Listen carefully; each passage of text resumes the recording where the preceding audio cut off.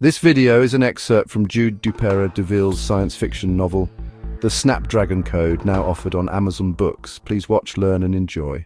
With briefcase in hand, Stan walks past several bedroom suites near the upstairs sitting room just before turning onto the Bel Etage's Great Hall. Portraits in oil of Rothmann ancestors line the massive gallery, and each is flanked on either side by gilded pilasters, adding to that personage's prominence. Stan grins as he passes them by, knowing full well they probably never existed as people, or at least never here in this place or time. As Stan walks down the extensive hall between the massive sienna marble columns, his Italian shoes start tapping a beat on the quarter-sawn oak floors. The repetitive taps then start echoing off the panelled walls and continue sounding down the Great Hall as though the sound was coming from a congratulatory troop sending him off to battle. In one way, that's what it was. His own personal battle for control of the Illuminati. Sadly, the honorary applause for this fallen angel, who had once almost touched divinity, had long since subsided. Wide marble steps now lead him down to the grand entrance hall on the main level. As he holds onto the thick bronze stair rail, he quickly descends toward the massive entry foyer, whose ceiling soars almost 30 feet high. Here, the bas-relief figures on the walls appear to look back at him with seeming wistfulness. Unfortunately, the magnificence of this place had never made any of its residents happy. No amount of marble and gold could ever make a difference for the Rothmanns, but then again, had they ever existed at all? Maybe at some other time, but not here, because this place was merely a construct of bits and bytes, not stone and mortar. Anyway, what is marble and gold but merely a very thin sheet of particles, wherein electrons circle atoms, creating reality? Nevertheless, Stan still turns back to say goodbye to his imaginary ancestors, as he swings open the heavy wrought-iron front doors to leave. Bright sunlight greets him as he steps out onto the sprawling stone patio and goes down the wide steps, passing the twin bronze lions. His day had now begun. The sun was sitting higher in the sky this time of year in May, and it felt warm on his face. Stan quickly puts on his Versace sunglasses and then tilts his black head visor forward to shade his eyes. The shrub-lined path he now takes brings him past a grand marble fountain with 3 standing verdigris fish, all spurting water into the air before spraying their droplets into the shallow round pool. The ripples in the water catch the sunlight, like diamonds dropping into the turquoise blue Caribbean. The morning breeze starts moving the new spring blossoms in one direction and then another, as a way of dispersing their sweet fragrance.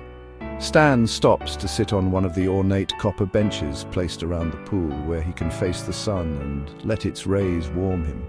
It had been a long, long time since he had touched a real flower or felt real water that had not been digitized into qubits.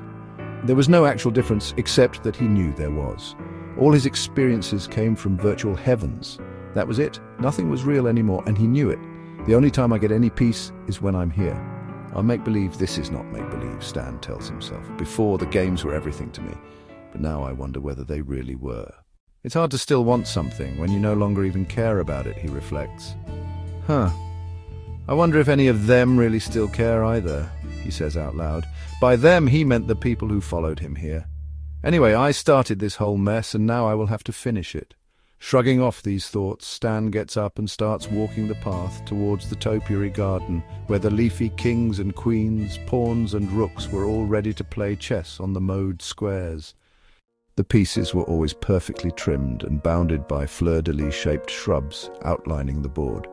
Once he passes this area, the walkway neatly bordered by English boxwoods takes him to a large stone gazebo that looks out at its twin across the lawn. Near the entrance of this garden monument stand bronze statues of the 3 dancing cherubs with their friend, the Capricorn. It's a place Stan often comes to visit when he's here. The sprawling area of lawn beyond the gazebo is where the helicopter will land, and so in the meantime he goes inside to wait for his ride. "We'll set her down in just a couple of minutes," the pilot tells his co-pilot. "Remember, like I told you before, he doesn't care for small talk, not even about the weather. It seems to make him uncomfortable. So I stay away from conversations altogether. Why, is he a weird dude? I don't know whether he's weird, but his middle name is certainly unusual. It's Lufa. One time a while back, I heard one of the security guards at the airport say it was short for Lucifer. Anyway, he's one of the richest men in the world. and he never flies in his helos without a co-pilot. I mean, look at this bird. Can you imagine what this thing set him back for? Now, wait till you see where he lives. It will be coming up in our view as we swing around here. And as the helicopter circles the landing area, the chateau appears at the top of the hill with the bright morning sunlight hitting its facade. "My God, this place is a palace!" Captain Talbot exclaims as though he's speaking to himself. Yes, it is a palace, and Mr. Rothmann definitely lives like a king here.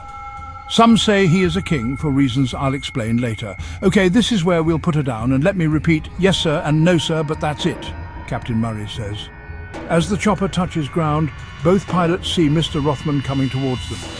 "We can't leave it on idle, he doesn't like that," Captain Murray says as he starts shutting down the controls.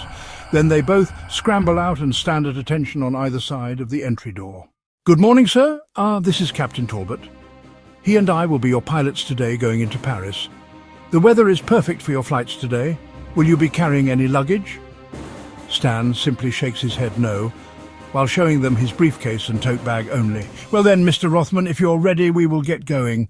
As they lift up off the ground, Stan notices how the copper statues along the chateau's parapet radiate with the morning sunlight, changing their verdigris color from a greenish to a golden glow.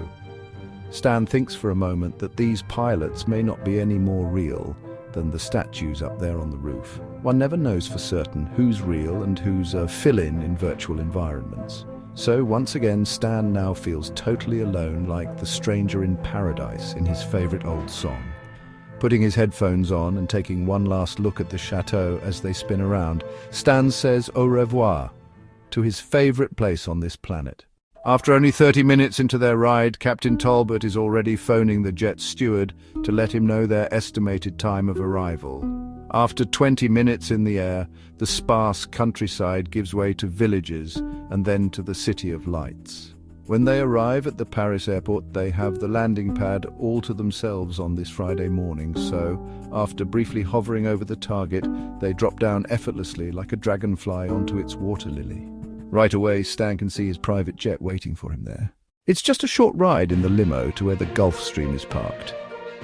Stan would have preferred to walk the distance between the two, however his bodyguards always insist that he stay protected while in public areas. When Stan steps out of the helicopter, he immediately steps inside the limo while being covered on either side by several men carrying guns. From there, it's a short 5-minute limo ride to the jet. Good morning, sir. We expect perfect weather today for your flight to the States. We're now ready for you to board, sir. Then we'll seat the rest of your party. Yes, sir, I have the count.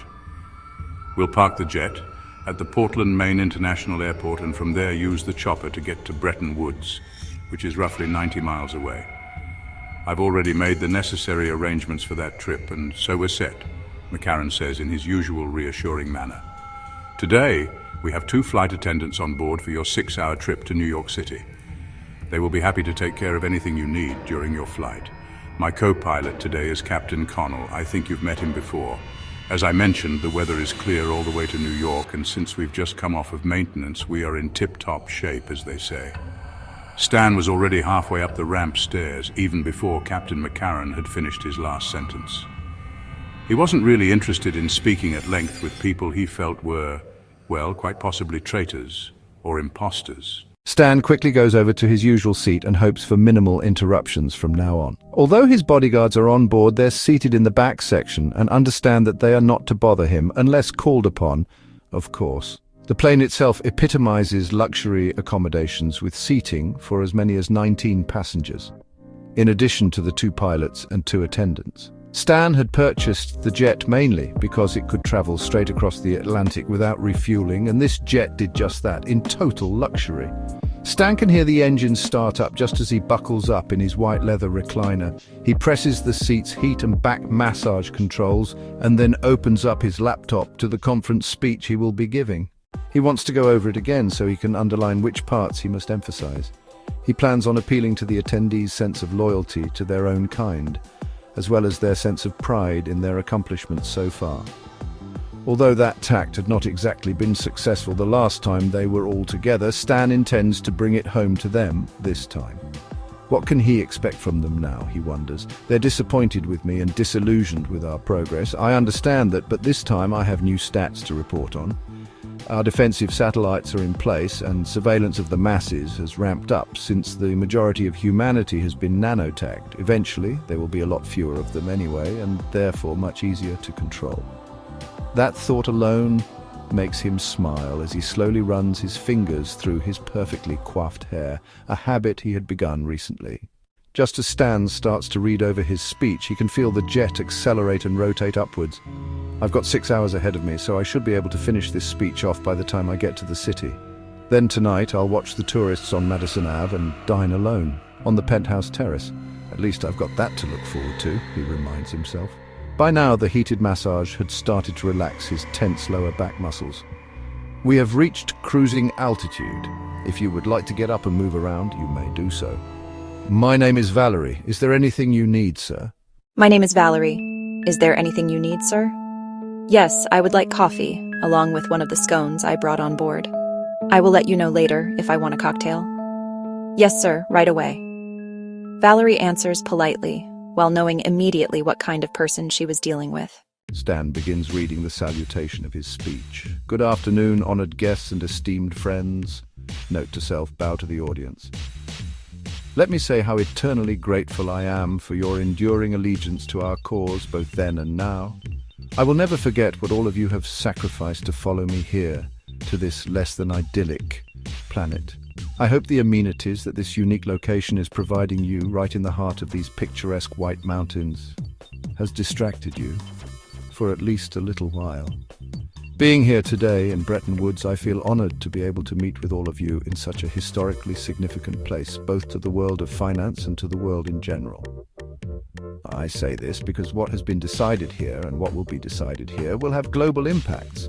Also, as an aside, I would like to remind you that there are legends surrounding these forests, and from what I've been told, they are not mere folklore.